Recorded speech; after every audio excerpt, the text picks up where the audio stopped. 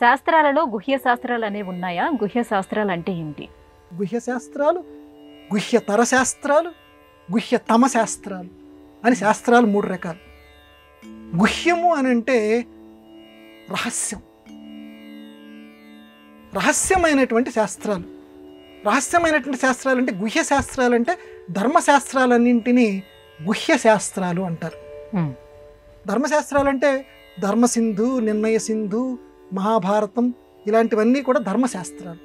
వీటిని రహస్య శాస్త్రాలు అన్నారు.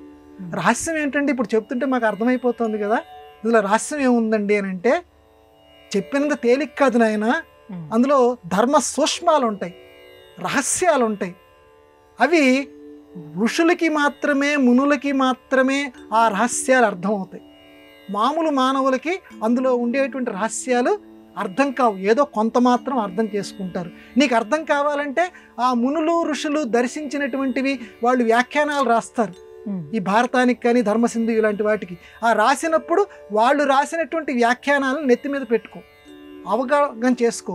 అప్పుడు నీకు అందులో ఉండే ఆ ధర్మశాస్త్రాల్లో ఉండేటువంటి రహస్యాలు నీకు తెలుస్తాయి. అహింస పరమో ధర్మ అన్నాడు. ఊరికి ఉదాహరణకు చెప్తున్నాను. అహింస చాలా గొప్పదన్నారు, కానీ హింస చేయకపోతే బతుకు గడవదే. ఏదో రకంగా హింస చేస్తూనే ఉన్నామే, కాబట్టి మరి ఎలా అన్వయం కుదురుతుంది? రహస్యం అది. అందువల్ల ధర్మవ్యాధ వృత్తాంతం ఇలాంటి రహస్యాల ద్వారా, మునుల యొక్క వ్యాఖ్యానాల ద్వారా తెలుసుకో. ఇవి ధర్మశాస్త్రాలు, గుహ్య శాస్త్రాలు. ఇక గుహ్యతర శాస్త్రాలు. గుహ్యతర శాస్త్రాలు అంటే ఏదైతే ఈ పెద్ద పెద్ద పురాణాలు, ఉపనిషత్తులు ఇలాంటివి ఏదైతే ఉన్నాయో వీటన్నిటినీ కూడా గుహ్యతర శాస్త్రాలు. అంటే ఇందాక గుహ్య శాస్త్రాల కంటే ఒక మెట్టు ఎక్కువ. ఇవి కూడా పెద్దల ద్వారా తెలుసుకోవాల్సినటువంటివి. ఇక అన్నిటికంటే చాలా చాలా చాలా చాలా కఠినాతి కఠినమైనటువంటి రహస్య శాస్త్రాలు బ్రహ్మజ్ఞాన శాస్త్రాలు. బ్రహ్మజ్ఞానం ఒక పట్టాన్ని ఎవరికి కూడా అంతుపట్టదు. ఎన్నోసార్లు విన్నాం, ఇప్పటికి జీవితంలో 100 సార్లు వింటాడు ప్రతివాడు, కానీ ఆ బ్రహ్మజ్ఞానం వింటూనే ఉంటాడు, కానీ అదేంటో అంతుపట్టదు.